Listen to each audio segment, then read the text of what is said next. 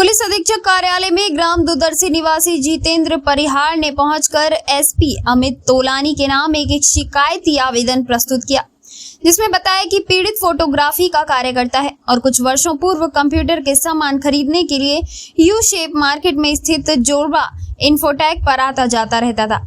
कुछ सालों पहले जोरबा इन्फोटेक पर बैठे व्यक्ति स्वामी प्रेम सागर से अच्छा व्यवहार हो गया था, जो कि अपने आप को जोरबा इन्फोटेक का मालिक बताया करता था, जिसके चलते मैंने कुछ सामान खरीदा, उधार रुपयों में की थी और कुछ नगद लेन देन भी किया था, किंतु उक्त व्यक्ति द्वारा झूठे केस लगाकर अवैध पैसे लिए जा रहे हैं। स्वामी प्रेम सागर ने कोर्ट में 62,152 रुपए की मांग की व न्यायालय में मेरे साथ न्याय करते हुए मुझे चेक की राशि जो कि 25,000 थी CCD में जमा करने का आदेश दिया एवं चेक अनादरण व न्यायालय उठने तक के कारावास से दंडित किया। फिर स्वामी प्रेम सागर ने चाल चलते हुए मेरे ऊपर एक केस किया और उनकी पत्नी के नाम से लगाया एवं कंप्यूटर से फर्जी बिल बनाकर मुझे 45,874 रुपए की राशि उधार बताकर नोटिस जारी किया और मुझे ब्याज सहित पैसे लेकर मुझे मानसिक तनाव दिया जा रहा है, जिसकी पीड़ित ने आवेदन देकर मांग की है कि उचित कार्यवाही कर मुझे न्याय दिलाया जाए। इनके द्वारा कई लोगों के साथ इस प्रकार की धोखाधड़ी की जा रही है, वे झूठे केस लगाकर पैसे ऐंठे जा रहे हैं। सर, ये मार्केट में एक कंप्यूटर व्यवसायी है स्वामी प्रेम सागर। कुछ टाइम पहले इससे परिचय था, मैंने कंप्यूटर खरीदे, कुछ लेन देन का मामला भी था इससे। बचे हुए पैसे के बदले में मैंने इसको चेक दिए थे, तो चेक पैसे इसने क्लियर करवा दिए थे और उसके बाद में वापस अपने नाम से और अपनी पत्नी के नाम से अलग अलग ही प्रकार से एक ही पैसे की रिकवरी इसने डबल बार करी। न्यायालय का आदेश भी हो गया और न्यायालय के आदेश को मानते हुए मैंने पैसे भी जमा करवाए हैं और करवा भी रहा हूँ अभी इसके। तो इसने 25,000 के लेन देन के मेरे से ये 75,000 रुपये ले चुका है और अब न्यायालय के आदेश जो कि आज से 5 साल पहले हो चुका था, पुष्पा देवी और हमारा एक मैटर जो इसने पत्नी के नाम से लगवाया था, तो सब कुछ क्लियर होने के बाद में भी साहब 5 साल बाद वापस उठ के बोलता है कि मेरा हिसाब किताब आ रहा है। तो ये अपने कंप्यूटर में खुद अकाउंटेंट है, तो खुद ही अपना काम करता रहता है, नगद वाली इंटरेस्ट डिलीट कर देगा।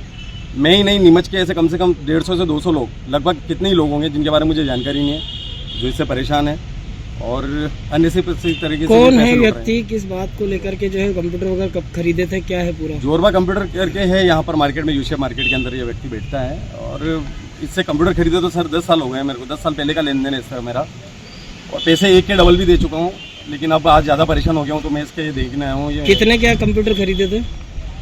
सर, कंप्यूटर का तो कुछ नहीं, कंप्यूटर नहीं खरीदे थे, कुछ सामान खरीदे थे मैंने इससे और जो इसका बचा हुआ अमाउंट था उसके बदले 25,000 के चेक भी दिए थे 5,000 की वजह। 1 रुपये की ये व्यक्ति बिगर गारंटी के कोई नहीं करता है, न मेरा साइन है कहीं बिल पर, न कुछ भी नहीं। उसके बाद में भी ये व्यक्ति मेरे से पैसे ले चुका है और अभी भी अन्य से तरीके से परेशान कर रहा है। किस बात का लेन देन था, क्या है पूरा, कितना क्या पैसा लेन देन का मामला है? 25,000 का लेन देन था इसका, केवल 25,000 का था। फिर इसने बोला वो लेन देन तो पुष्पा देवी और जितेंद्र का था, अपने पत्नी को नाम कंप्यूटर के नाम से इसने उसको अपना मालकिन बताया। फिर वापस इसने बोला कि मेरा और जितेंद्र परिहार का लेन देन भी बाकी है, कंप्यूटर के सामान लेता था, तो नगद पैसों को तो उसने पुष्पा देवी में बता दिया और कंप्यूटर के सामान मतलब कुल मिला के पैसे 25,000 ही बाकी थे।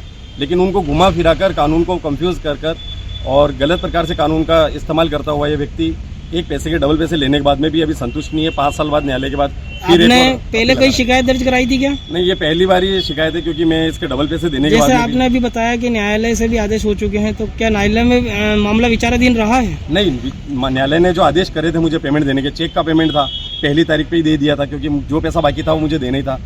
और उसके बाद में इसने फिर वापस कंप्यूटर से बिल बनाकर लगाया जहाँ पर मेरे हस्ताक्षर नहीं थे।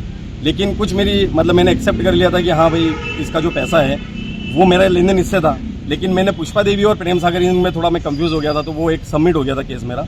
उसके ऊपर भी मेरे को डिक्री हुई 58,000 रुपये की कुछ, वो पैसे भी साहब मैंने जमा कर दिए क्योंकि न्यायालय से बढ़ के क्या है। क्या चाहते हो आप?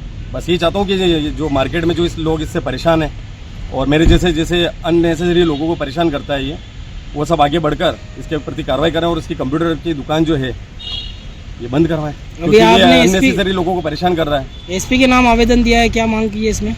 बस सर, मांग तो मैंने अभी मेरे न्याय को लेके करी है और इसके खाते वाते जो हैं, जिस प्रकार से ब्याज का कंप्यूटर का काम है, नहीं करके ब्याज का भी पैसा जोड़ता है, ब्याज अड़चन लगाता है, पब्लिक को परेशान करता है, तो उसकी जांच करवाएं और इसको अगर ये दोषी करार होता है। क्या मांग क्या है आपको? पैसे वापस चाहिए? मेरी तो मांग यही है सर कि मैं तो डबल पैसे दे चुका हूँ, तो अब मैं हाथ जोड़ चुका हूँ कि मैं इसको पैसे नहीं दे पाऊंगा, क्योंकि जो लीगल था वो दे के डबल पैसे दे चुका हूँ। अभी भी मांग रहे हैं क्या पैसे? कितने मांग? अभी मेरे से ये इसने 1 लाख रुपए का मेरे को और हिसाब किताब डाल दिया है कंप्यूटर में, अकाउंटेंट पता नहीं क्या जोड़ के 5 साल का पता नहीं कौन सा हिसाब डाल रहा है, जबकि पैसे कुछ भी बाकी नहीं है।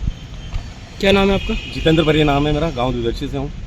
क्या है देखिए, जितेंद्र परिहार के मेरा 2 तरीके से पेमेंट बाकी है।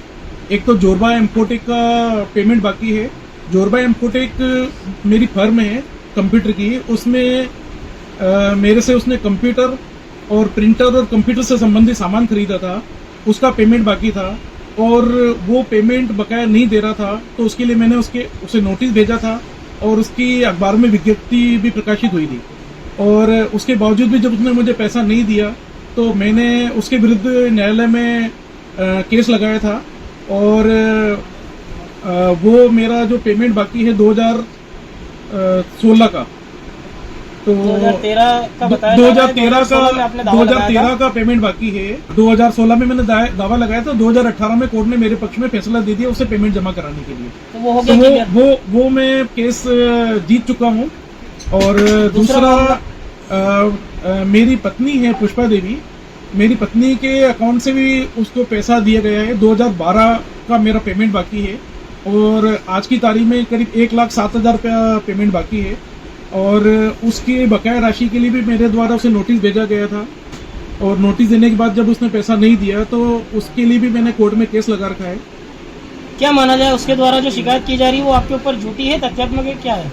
नहीं, ये उसके द्वारा झूठी शिकायत की गई है। देखिए, मैंने मेरी पत्नी के अकाउंट से, मेरे पत्नी का HDFC बैंक अकाउंट है, उसके अकाउंट से उसके IDB बैंक में पेमेंट ट्रांसफर करा है। किस पर्पस के?